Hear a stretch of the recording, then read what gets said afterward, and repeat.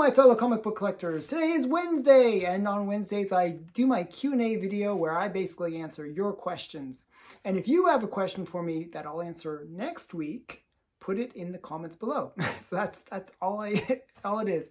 So these questions, there's only 3 this week. First question comes from Fabiano Gaglino. I'm trying to pronounce his name. He's from Italy. I hope I did justice to the name. My Italian's not the greatest.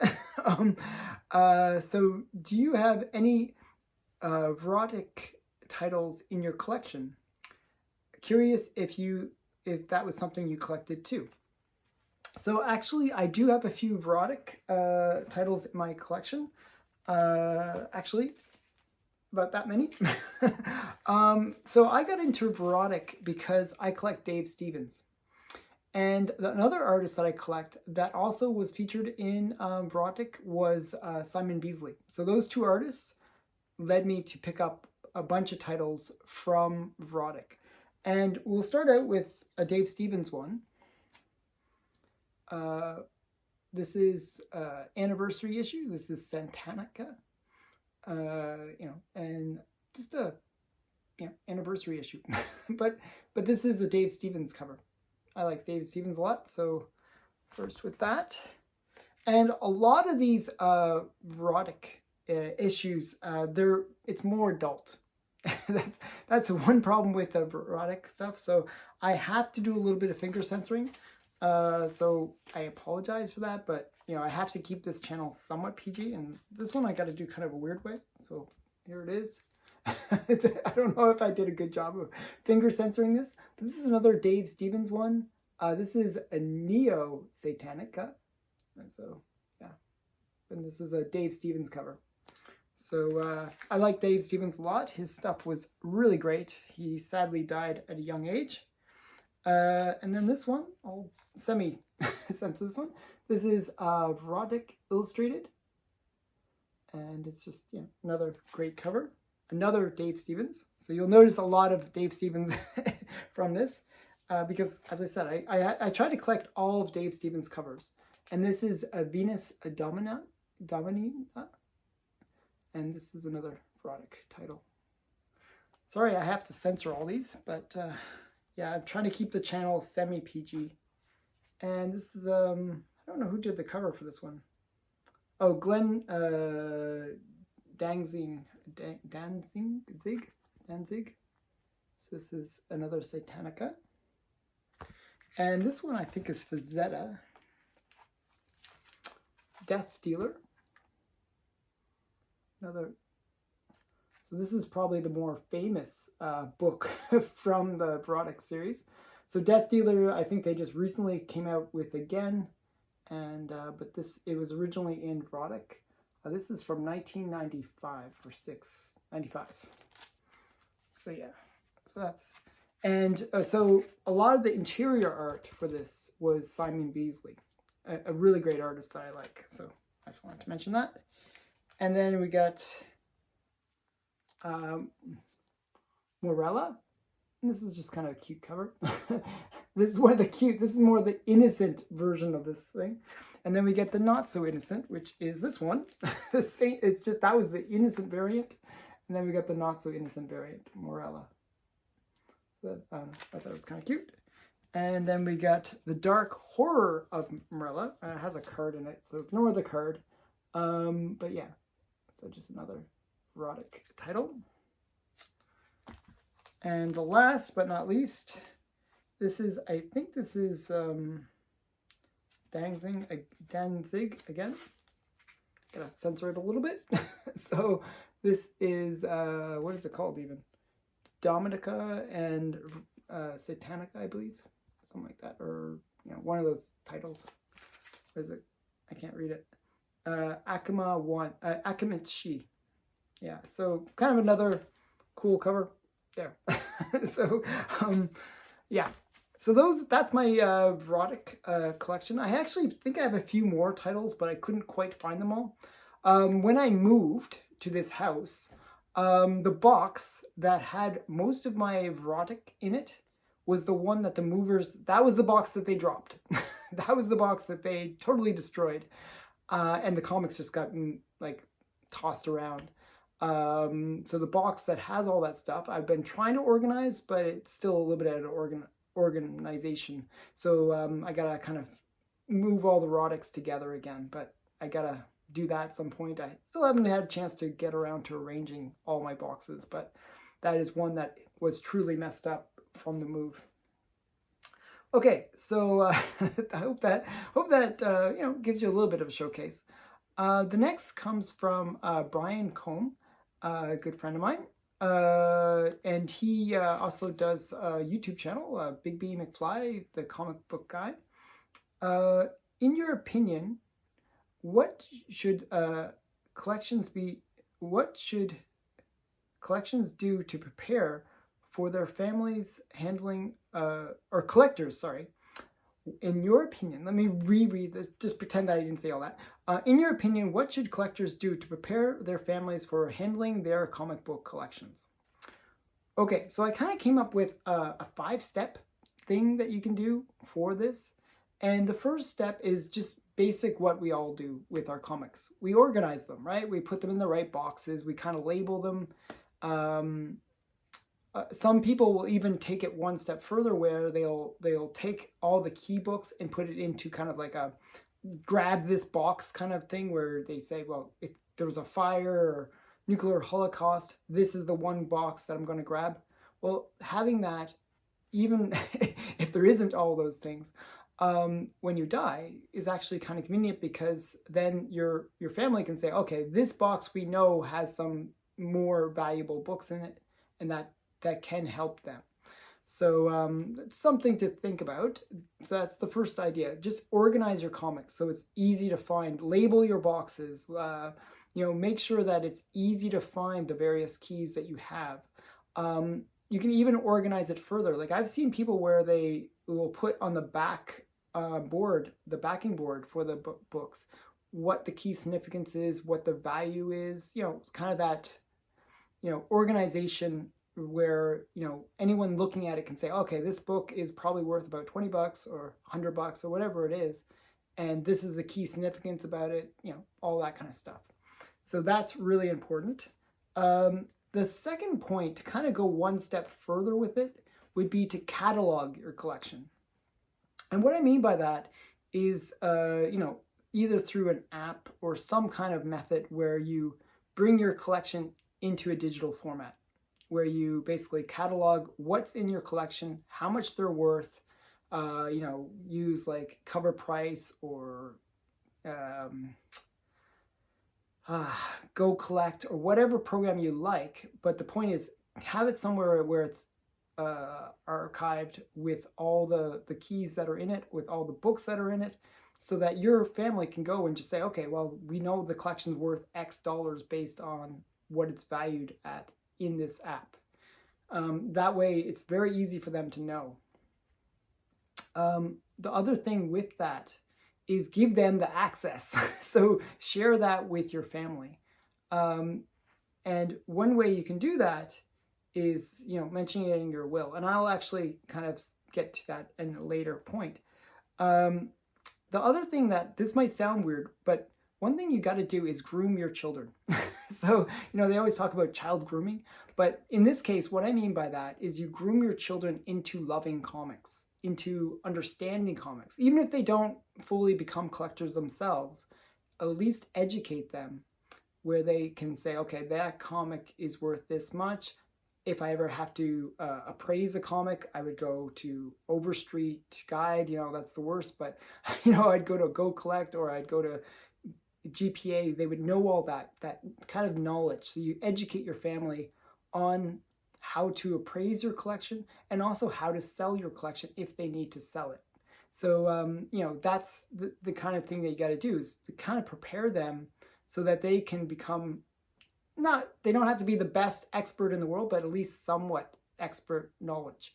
With my son, like when he was a young kid, he could look at all the comics and he would know the prices. It was kind of scary in a way, because he would say the prices in front of my wife and she wasn't too keen on that. So, but it was cool though that he knew what the prices were, and it was very useful. And it made me sort of have that comfort that, you know, if anything happens to me, at least my son would be able to say, okay, these comics have a certain amount of value. You shouldn't just throw them away, or you shouldn't, you know, you should find a proper seller or buyer for them if you're trying to get the money from it. So having that, you know, knowledge passed on in your family is very, very important. So that's kind of the big thing there. Also, we're all going to die sometime. It's kind of one of those things. We either pay taxes or we die, one of the two. So, and sometimes we even pay taxes after we die. It's crazy how that works. But we have to prepare a will, because we know that we're going to die, and we have to have that preparation. So have, like, you know, especially if you have more than one kid, you know, this is, or more than one person that potentially will be trying to get to your collection. And this is a real thing to consider, because what if, you know, your wife wants some of the collection? What if your son or daughter wants some of the collection, or each child wants different pieces of your collection? Well, some of that has to be kind of identified, and having a will where you kind of identify these boxes are for this person, it really does make it easier when you pass, because it can become a very you know, unhappy event, not just because you die, but because what ends up happening is you get the family bickering over who gets what, and you don't want that to be the case. Also, like, even like with wills, often you define somebody as an executor to your will, and that person should be aware of your collection and how much it's worth, how to, you know, deal with the collection. One of my big fears, and I mentioned this when I did my 5 fears video, is I don't want my collection to be a burden to my family. I don't want it to be the case that they're like, oh my goodness, now what are we going to do with all these silly comics that he's been collecting all these years? Now, I don't want it to be like, you know, my parents had that same situation. They had this big house where there's so much junk inside, and they're in this stage where they just want to downsize, they want to get rid of it all, and they're just thinking of taking it to the dump. But there's like valuable stuff that they're just willing to let go. And I don't want it to be that case where the stuff, you know, these comics become a burden to my family.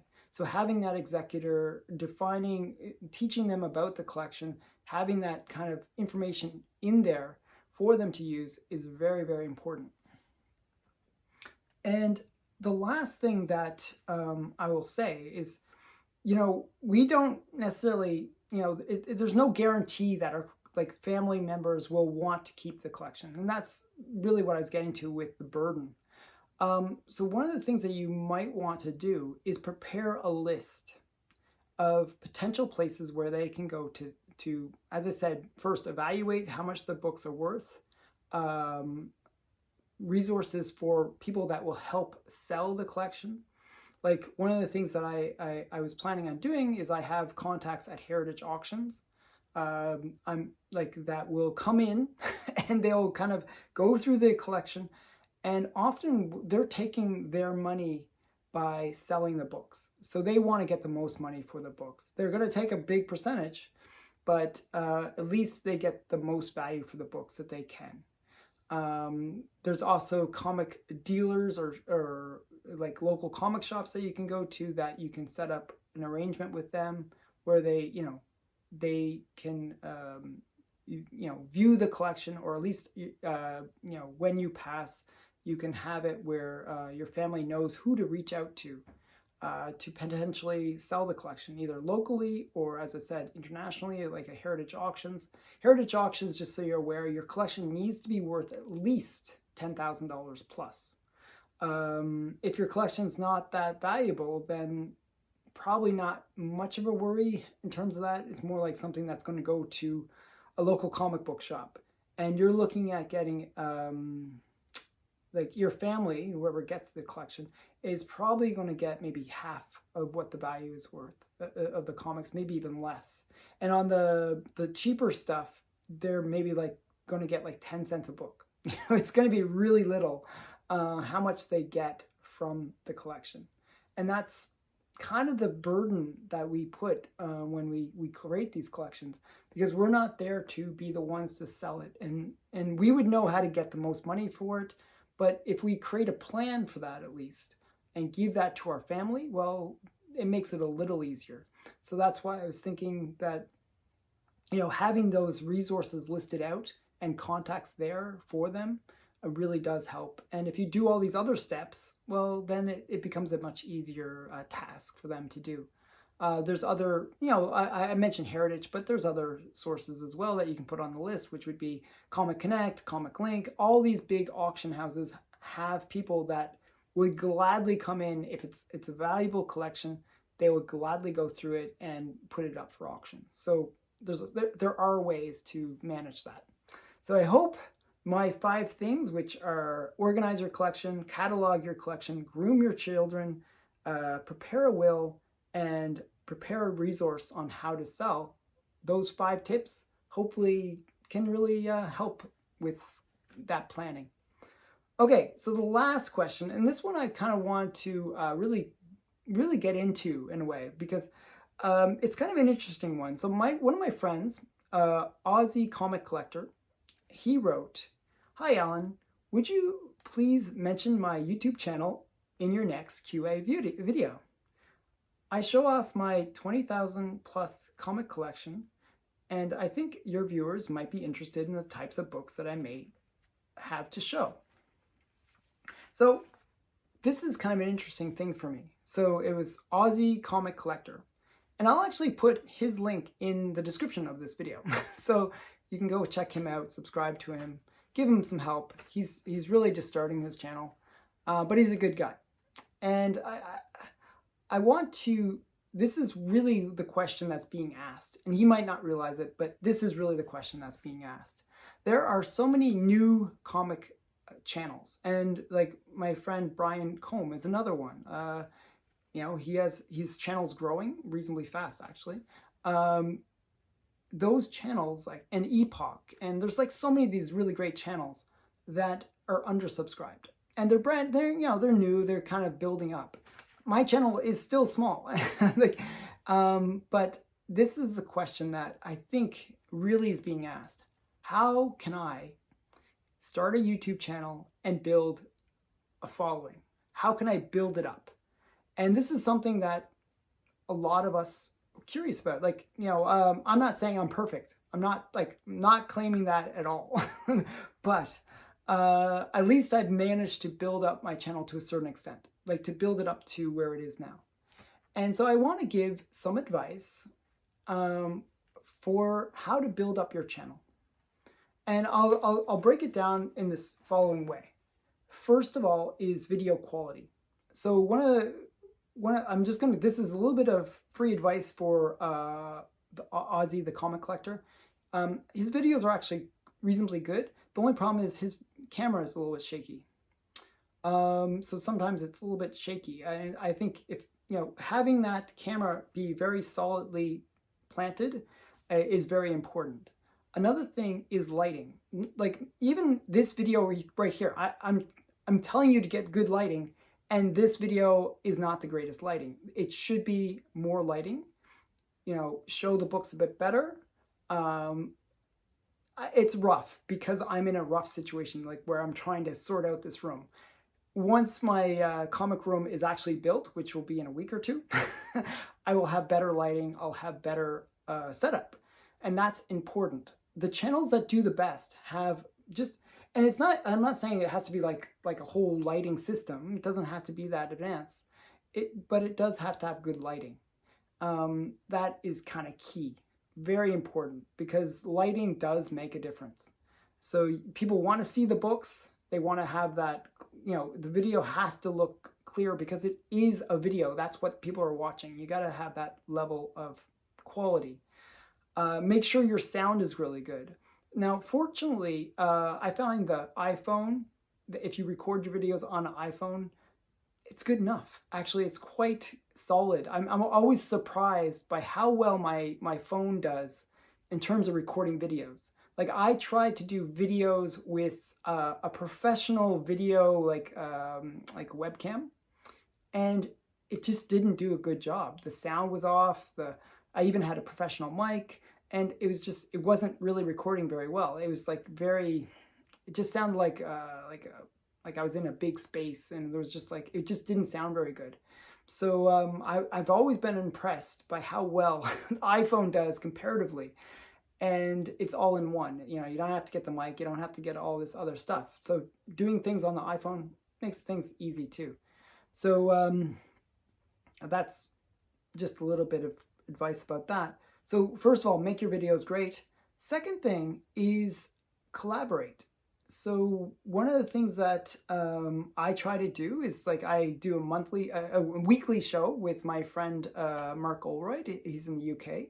I've helped his channel grow, and he's helped my channel grow. And you know, I get all these UK subscribers, which is kind of interesting. So the point is, like, having collaborations help. And the great thing about the comic book community is it's very open and very engaging. So one of the things that I found is, like, I'll go on people's live streams all the time, and, you know, I'll babble about comics, and I show a few books, and, you know, people seem to like that. So, you know, and I'll get a few subscribers from that. So I'll go on to other channels and, you know, just hang out. And people are really open to that. So if you're trying to build a channel, that's one of the tips that you can do, is just make friends and hang out on their comic book channels, and do the same with them. Like, don't make it all one-sided. You gotta give a bit to, you know, to get a bit. So what you do is you invite people on your channel. Like, I, for example, will do my interviews where I interview different channels. And my goal when I created this channel is really to build not a channel, but to build a community of friends that have the same interest as me.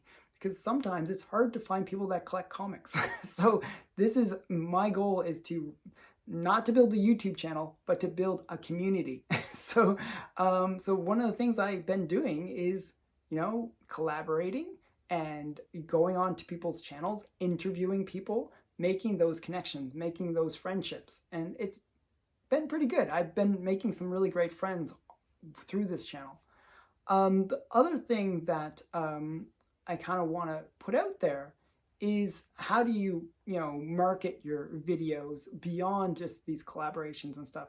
Now, people do giveaways. I actually don't recommend doing giveaways. I used to think giveaways were a good thing. I don't think so anymore. What I found is, when people do giveaways, what ends up happening is the people are coming, they're only subscribing for the giveaway. They're not true subscribers. And, you know, I like to do a giveaway every once in a while. I'll do a 3,000 subscriber giveaway, for example. I will, you know, promise. Like, you know, not tricky. I will do a 3,000 subscriber giveaway, but it's not because I'm trying to get subscribers. That's not my goal when I do that. It's actually just, I want to give back to the fact that people have been watching my videos. I mean, the fact that people are willing to listen to me babble about comics, that is cool to me, and I love that. So I want to say thank you. That's the only reason I would do a giveaway. It's just to say thank you for watching my channel. Here's a little contest. Here's a little bit of fun, you know, and do a giveaway that way. I don't actually recommend it for building subscribers. Like, what I experienced, and this is my experience, I'm only speaking from that. What happened with me was, I hit 2,000 subscribers and I did a giveaway. And instantly after the giveaway was over, I lost 50 subscribers. I was like, what? You know, I was like, for about a week or two after hitting 2,000, you know, or after I did the contest, I should say, I was actually below 2,000. I was like so frustrated, because, you know, I felt like, you know, people kind of used me just to get the prize. And I didn't like that. I was hoping that people would stay. I don't understand why people would unsubscribe. It's nothing to just stay subscribed to some random channel. But, oh well, that's a pet peeve of mine. But the point is, like, you want people to honestly subscribe to you, like, where you feel like they're going to view your channel. Like, having 1 million subscribers and you only get 5 views, it doesn't like, the number is just a number. It's much better to have a channel where you have, like, smaller number of subscribers but more views per subscriber.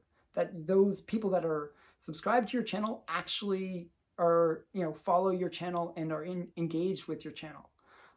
That was something that, we do get obsessed with the number. I myself get obsessed. I'm desperate to try to get to that 10,000 mark, because I have a thing with my kids where they said, you're not cool until you have 10,000 subscribers. So I'm trying to get to that 10,000 subscribers so I can be cool with my kids.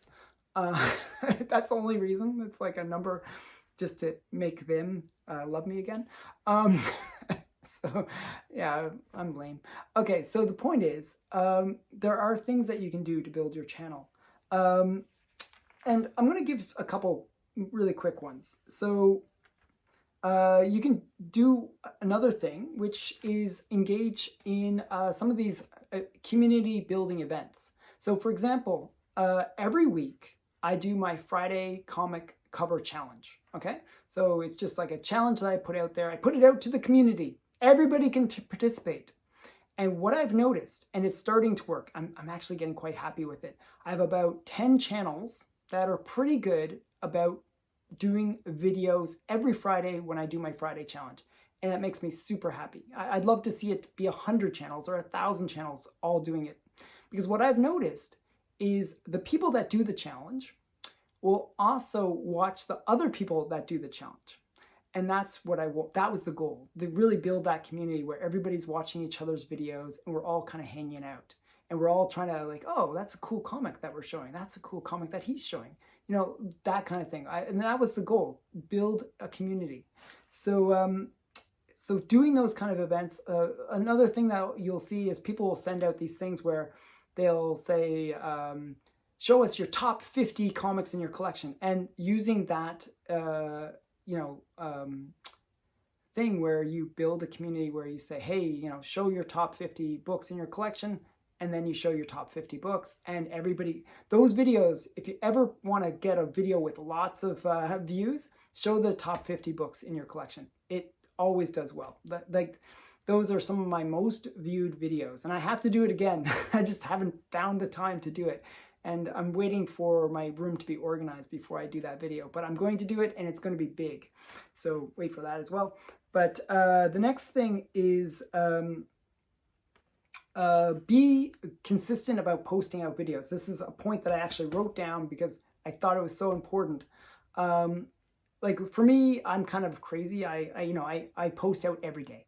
I schedule my time. So I'll record like a bunch of videos right now, and then I'll post them out throughout the week. And I kind of, I work it so that it doesn't take up too much of my time. And I can post out great content for people and not take up huge amounts of my time, but there's always something going out. There was actually, like, I'm a marketing guy, so one of the things that you learn in marketing is if you can have a video that is viral, like whatever video it is, like it's just a successful video, for some reason people start watching you because of that one video. If you don't post out for another few days after it, you will not realize the benefit of that viral video. So it's very important to have follow-up, have consistency, where you have content that keeps people staying on your channel. So that's really key. But if you produce quality videos, you will find that you'll get a lot more views. And that's one of my failings, I would have to say, that I really don't produce high quality videos in terms of the editing. I must admit, I'm not a great editor. I just don't have the time for it. I can do it. I just don't have the time. But if you make those high quality videos, I've seen channels where they literally have two videos on the channel and they have 40,000 subscribers. But it's because they have good content, and just those two videos alone are just so interesting that they get 10,000 views or 100,000 views or 1 million views because they're so high quality. So that is really, really important that you, when you produce your videos, produce the best quality and you'll get good results. So, and another thing that I recommend, just quickly, is give thanks to other people. So if you see a channel you like and it's a smaller channel than yours, say, hey, subscribe to that channel. Recommend people. And also you can recommend bigger channels. Like I've seen the case where there's some people, what they'll do is they will say my favorite channels on YouTube. And they'll say a Comic Tom, Gem Mint, all these big channels. And those channels will actually say thank you. Like they'll actually, not necessarily those ones, but you know, other channels that are bigger will say thank you to this small channel for having mentioned them. And that can really be a big benefit. You can get a huge amount of views from just having that collaboration. Not that collaboration, but an acknowledgement from those bigger channels. One last tip is don't just focus on YouTube. Build a community on Instagram, Facebook, whatever your other preferred channel is, and use that to drive people to your YouTube channel. So always have that kind of cross marketing between Instagram or YouTube or Facebook and YouTube, whatever you can to really build up your channel. So those are kind of my tips from my marketing hat in life. I hope that it helps. And I should take my own advice on some of these, but I hope you enjoyed this video. Thanks for watching. Bye for now.